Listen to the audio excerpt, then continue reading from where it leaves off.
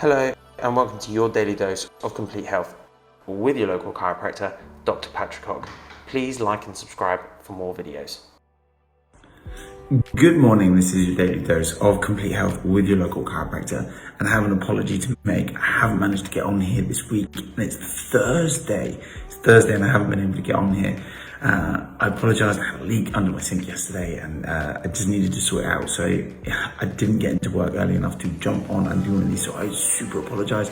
Monday, I'm not quite sure where time went. Anyway, we're here today and I just want to say a massive thank you for everyone that obviously does ping into these daily lives, and I apologise that I haven't been on the ball.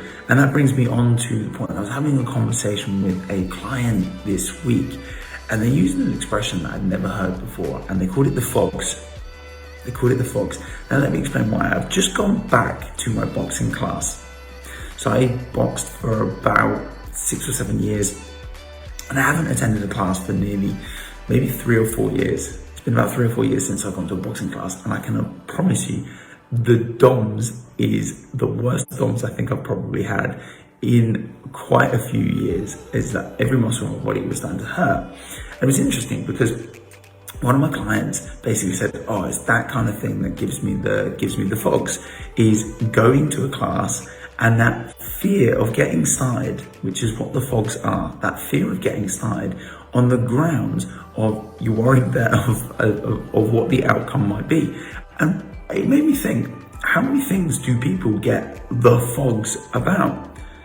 Well, when you think about it, there are so many people that have spoken about, or so many of my friends talk about setting up businesses or setting up companies or going out on their own or doing their own thing. And for some reason, fear gets the better of them. There's always that what if in the background of, well, what if I go to the gym and I embarrass myself and I don't know how to use the weights, or my muscles start to get a little bit sore, or maybe I get an injury. And what if, or fear of, what if I start a business and it doesn't go the way that I expected to, and it doesn't make as much money as I expected to, and And there are so many things that we could fear getting started. There are so many things we could fear getting started. However, if we never did things that scared us, we never do any of the most important things in our life. If you think about it, if you never push yourself in your career, you're never going to get to the point that you ever want to. And probably one of the biggest things that we'll ever do in our lives, and one of the scariest things we'll ever do in our lives, is normally one of the biggest commitments, is asking our partners to marry us, or asking someone out on a date for the first time, whatever that might be.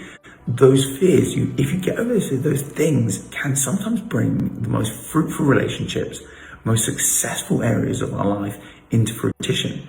So the fear of getting started is completely, a lot of the time, irrational. But ask yourself the question, what thing are you putting off that you should be doing, you know you should be doing, and you know it would be a benefit, that you're putting off due to some sort of fear or irrational thought?